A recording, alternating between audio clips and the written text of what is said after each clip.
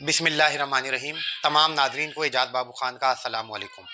Sindh public service commission में lecturer Urdu के interview की तैयारी करने वाले उम्मीदवारों के लिए एक इंतहाई अहम वीडियो लेकर हाजिर हुए हैं। काफ़ी दिनों से अक्सर अहबाब की तरफ से ये मुतालबा सामने आ रहा था कि अपने इंटरव्यू के तजर्बात शेयर किए जाएं।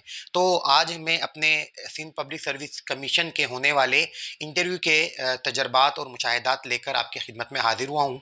मैं उम्मीद करता हूँ कि ये वीडियो आपकी इंटरव्यू की तैयारी में मददगार साबित होगी। इंटरव्यू के हवाले से इससे पहले कि मैं इंटरव्यू के मुंदरजात आपके सामने पेश करूँ, चंद और अहम बातें भी इस हवाले से आपको याद रखनी चाहिए। चंद बातों की तफसीलात तो गुज़िश्ता वीडियो में भी मैंने आपके सामने रखी थी। इसके अलावा भी चंद अहम बातें हैं जिसकी तरफ आपको ज़रूर गौर व फिक्र करना होगा। सिंध पब्लिक सर्विस कमीशन में होने वाले इंटरव्यू में आपको अपने तारुफ के हवाले से भी ख़ास तौर पर ध्यान देना होगा। अपना ज़ाती तारुफ तफसीली नौइयत का याद होना चाहिए, और उसके साथ साथ अगर आप किसी शोबे से ताल्लुक़ रखते हैं और अक्सर इंटरव्यू देने वाले अफराद किसी न किसी शोबों में मुलाजमत कर रहे होते हैं तो उसकी तफसीलात भी वो इंटरव्यू में पूछी जा सकती हैं। इसके अलावा तनख्वाहों के बारे में और आपके तारुफ के साथ आप जिस शहर के रहने वाले हैं उस शहर के हवाले से भी अहम नुकात पूछे जा सकते हैं। मिसाल के तौर पर आपके शहर से ताल्लुक़ रखने वाले MNA MPA, आपके शहर की मकबूलियत की वजह, आपके शहर की खसूसियात और इसी तरह की चंद ऐसी बातें जो आपके शहर की तारीख से ताल्लुक़ रखती हों, तो वो बातें भी आप अपने जहन में ज़रूर रखिएगा। मेरे इंटरव्यू के हवाले से जो अहम नुकात थे जो इस वक्त मुझे याद रह गए हैं वो मैं आज आपके सामने शेयर कर दूंगा। चंद सवालात जो जिनका ताल्लुक उर्दू अदब से था, और चंद सवालात ऐसे जो करंट अफेयर और जनरल नॉलेज के हवाले से थे वो मेरे जहन से निकल चुके हैं। लेकिन जिस कदर इंटरव्यू के सवालात मुझे याद हैं वो मैं आज आपके सामने शेयर कर रहा हूँ। मेरा इंटरव्यू जिस कमीशन में हुआ था उस कमीशन में तमाम उम्मीदवारों से तारुफ आमतौर पर अंग्रेज़ी में पूछा गया था। उनका नाम, उनके ताल्लुक़, उनकी प्रोफेशन, तनख्वाह और दीगर जो अहम हवाले हैं उनकी शख्सियत के हवाले से वो अंग्रेज़ी ज़ुबान में पूछे गए थे। मुझसे भी तारुफ़ी नौइयत के सवालात इसी तरह के किए गए थे, और मैंने उसका कोशिश करके मुख्तसरन जवाब भी दिया था। क्योंकि मैं बहैसियत प्राइमरी टीचर भी अपनी ज़िम्मेदारियां अदा कर रहा था, तो मेरे प्रोफेशन के हवाले से भी उन्होंने पूछा कि क्या करते हैं। जब मैंने प्राइमरी टीचर होने का बताया तो फिर उन्होंने तनख्वाह भी मुझसे पूछी, और उसके बाद फिर बाकायदा इंटरव्यू का सिलसिला शुरू हुआ। इंटरव्यू के सिलसिले में जो पहला सवाल मुझसे बाकायदा किया गया वो सर्फ़ व नहव की तारीफ़ था। सर्फ़ व नहव के हवाले से मेरा मुताला तकरीबन ना होने के बराबर था, लेकिन मुख्तसरन मुझे इतना ज़रूर याद था कि इल्म सर्फ़ में लफ्ज़ों की साख्त और नहव में जुमलों की साख्त का मुताला किया जाता है। मैंने मुख्तसरन यही जवाब दिया था। अगर तफसीली तारीफ़ की बात हो तो इल्म सर्फ में किसी भी ज़ुबान की बुनियादी इकाइयों का मुताला किया जाता है जो लफ्ज़ की सतह तक महदूद हों, यानी लफ्ज़ की साख का मुताला किया जाता है। जबकि इल्म नहव में दो या दो से ज़्यादा अल्फाज के जोड़ने के तरीक़ों का मुताला किया जाता है, या जुमला बनाते वक्त लफ्ज़ों को किन उसूलों के तहत तरतीब दिया जाता है, इसका मुताला इल्म नहव कहलाता है। सर्फ़ व नहव की इज्तिमाई तारीफ़ की अगर बात करें तो सर्फ़ नहव से मुराद वो इल्म है जिसमें लफ्ज़ों और जुमलों की जोड़ तोड़, तामीर, इस्तेमाल और बोलने का कायदा बयान किया जाता है। सर्फ़ व नहव की तारीफ़ के बाद जो दूसरा सवाल मुझसे पूछा गया वो अल्लामा इकबाल की खसूसियात के हवाले से था। ये सवाल उन्होंने ज़ुबानी पूछने की बजाय टेबल पर रखे पेंसिल और कागज़ की तरफ इशारा करते हुए अल्लामा इकबाल की खसूसियात लिखने का कहा। जब मैंने उनसे सवाल पूछा कि अल्लामा इकबाल की शायराना खसूसियात लिखी जाएं या उनकी समाने के हवाले से, तो उन्होंने शायराना खसूसियात के हवाले से लिखने का कहा। मैंने अल्लामा इकबाल की शख्सियत और शायराना खसूसियात के हवाले से चंद अहम जुमले खसूसियत के साथ याद किए हुए थे। मैंने उन्हीं अहम जुमलों को उस पर्चे में लिख कर उनके सामने पेश कर दिया। वो जो जुमले मैंने लिखे थे उनमें चंद जुमले जो इस वक्त मुझे याद हैं वो मैं आपके सामने शेयर कर देता हूँ। मैंने अल्लामा इकबाल की खुसूसियात लिखते हुए ये लिखा कि अल्लामा इकबाल उर्दू नज़्म के सबसे बड़े शायर हैं। अल्लामा इकबाल ने उर्दू शायरी का मिजाज बदल दिया। उर्दू शायरी में दुर्मांदगी, मायूसी और नाउमीदी की जगह जोश, वलवला और उमंग पैदा किया। अल्लामा इकबाल पहले शायर हैं जिन्होंने शऊरी और लाशऊरी तौर पर अपने ज़माने को सबसे ज़्यादा मुतासिर किया है। इसी तरह के चंद और जुमले मिलाकर मैंने तकरीबन 8 सतरें उस पेपर पर लिखी। जब मैं लिख चुका तो उनकी तरफ से मुतालबा हुआ कि इसे पढ़कर सुनाया जाए। मैंने वो पूरी तहरीर उन्हें पढ़कर सुनाई तो मुझे यूं महसूस हुआ कि वो थोड़ा सा मुतासिर हुए। लेकिन उसके बाद उन्होंने अल्लामा इकबाल की जो खसूसियात में तहरीर कर चुका था उसका अंग्रेज़ी तर्जुमा करने का कहा।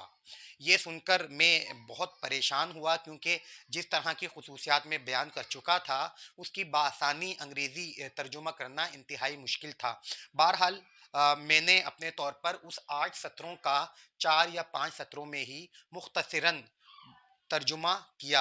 वो तर्जुमा बहुत उम्दा तो नहीं था, लेकिन बहरहाल जिस कदर मैं तर्जुमा कर सका वो मैंने किया और फिर उन्हें पढ़कर भी सुनाया।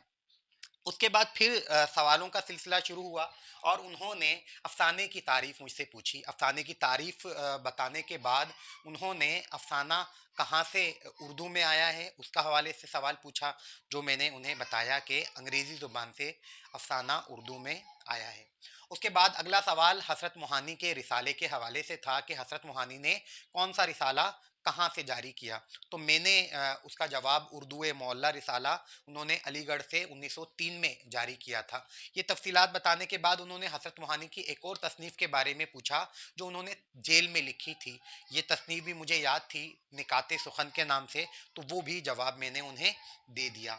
उसके बाद उन्होंने मुझे कहा कि आप अकबर इलाहाबादी पर डेमो दें। उस वक्त इंटरव्यू के दौरान बाकायदा बोर्ड दस्तयाब नहीं था।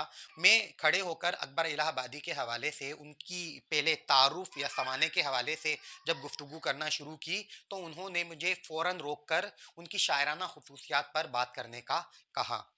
अकबर इलाहाबादी की शायराना खसूसियात के हवाले से मैंने मुख्तसरन पहले उनकी इब्तिदाई शायरी के हवाले से बताया कि अकबर इलाहाबादी बुनियादी तौर पर मिजाहिया शायरी के हवाले से शोहरत रखते हैं।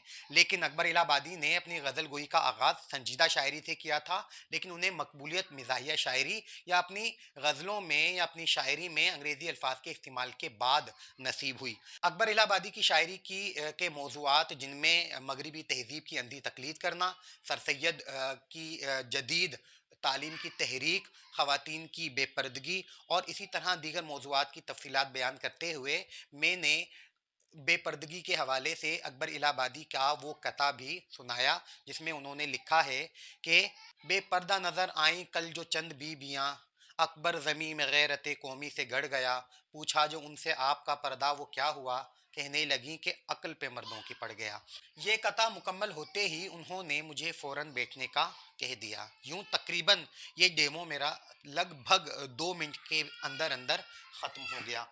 इस सवाल के बाद जो एक अहम सवाल मुझसे पूछा गया वो सर सैयद अहमद ख़ान और शिबली नोमानी के उसलूब के मवाजने के हवाले से था। उन्होंने मुझसे सर सैयद और शिबली के उसलूब का मवाजना पूछा।